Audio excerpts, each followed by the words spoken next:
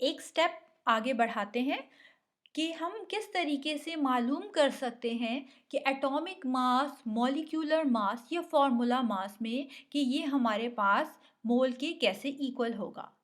तो आप देख सकते हैं कि atomic mass, molecular mass and formula mass when expressed in grams is equal to 1 mole.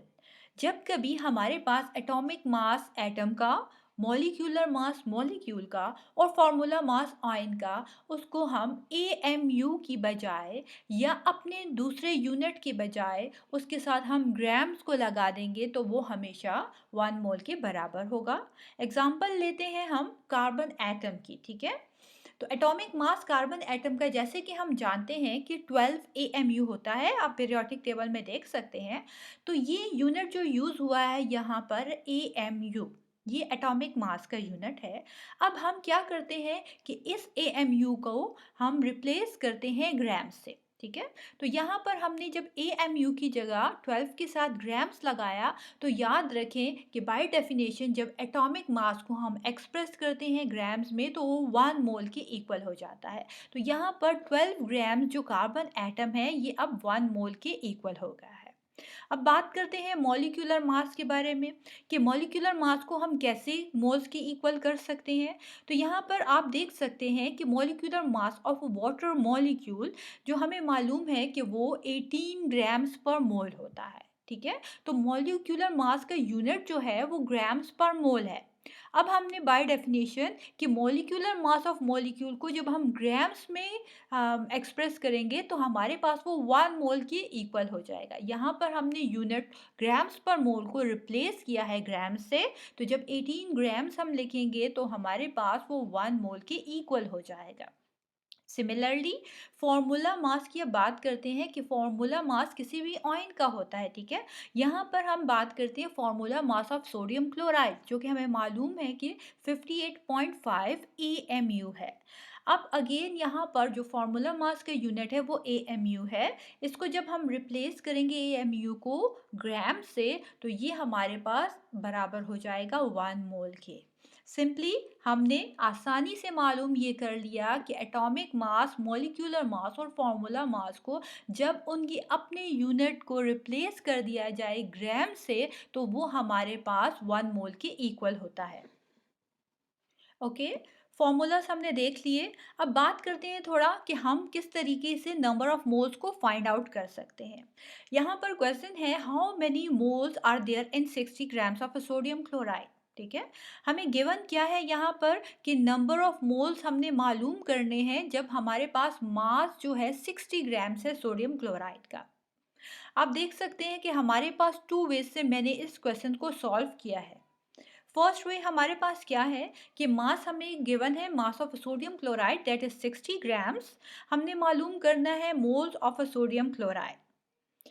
First of all हमें फॉर्मूला मालूम होना चाहिए कि हमने नंबर ऑफ मोल्स को मालूम करने के लिए कौन सा फॉर्मूला यूज करना है। That is number of moles is equal to mass divided by molar मास।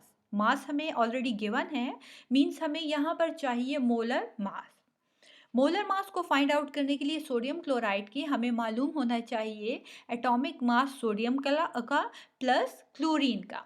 यहाँ पर हम देख सकते हैं कि molar mass of sodium chloride is equal to, हमने ऐड किया atomic mass of sodium that is 23 plus atomic mass of chlorine that is 35.5।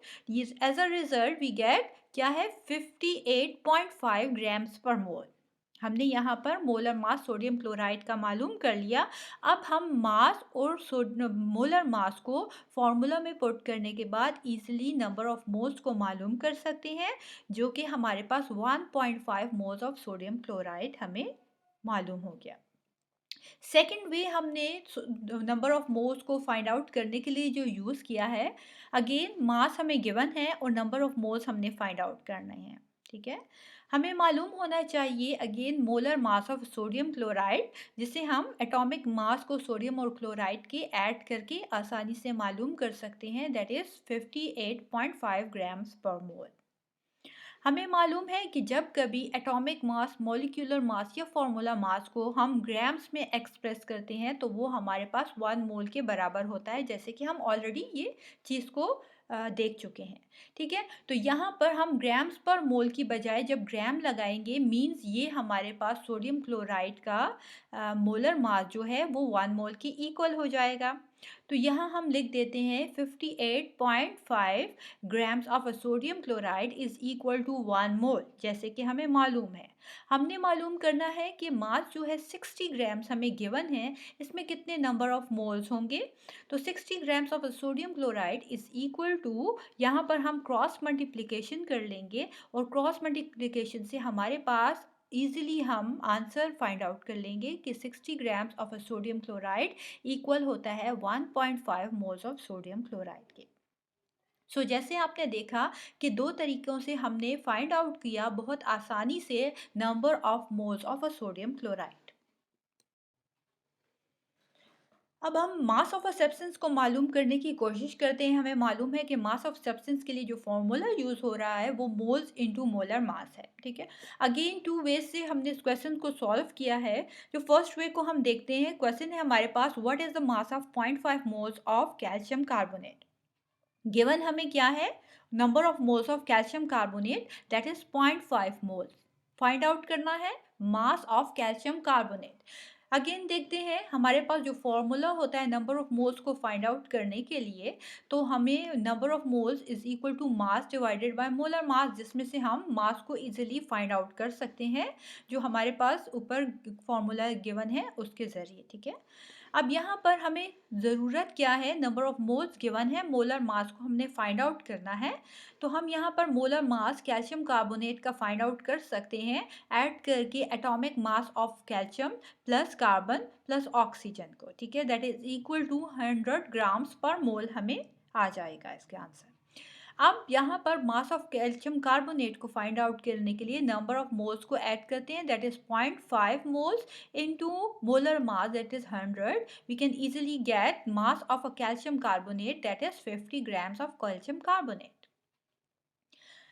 Another way जो हम जिसके ज़रिए फाइंड आउट कर सकते हैं मास ऑफ कैल्शियम कार्बोनेट का नंबर ऑफ मोल्स, ऑलरेडी हमें मालूम है कि 0.5 मोल्स कैल्शियम कार्बोनेट गिवन है। मास फाइंड आउट करना है, मोलर मास को हम फाइंड आउट करेंगे again, that is 100 grams per मोल। अब हमें मालूम है जैसे कि मोलर मास, एटॉमिक मास, फॉर्मूला मास जब कभी हम ग्राम्स में एक्सप्रेस करते हैं तो वो 1 मोल के इक्वल होता है। मींस यहाँ पर हम मोलर मास जो कैल्शियम कार्बोनेट का है इसके साथ 100 के साथ ग्राम्स लगाएंगे तो हमें मालूम है वो 1 मोल के इक्वल हो जाएगा। So 1 mole of calcium carbonate is equal to 100 grams हमें मालूम है होगा। अब 0.5 मोल्स कैल्शियम कार्बोनेट कितने की इक्वल होगा, तो यहाँ पर हम क्रॉस मल्टीप्लिकेशन करने के बाद इजीली फाइंड आउट कर सकते हैं कि 0.5 moles of calcium carbonate that is equal to 50 grams of the calcium carbonate. और इस तरीके से हम इजीली फाइंड आउट कर सकते हैं mass of any substance. If you like my video, then must like, share and subscribe.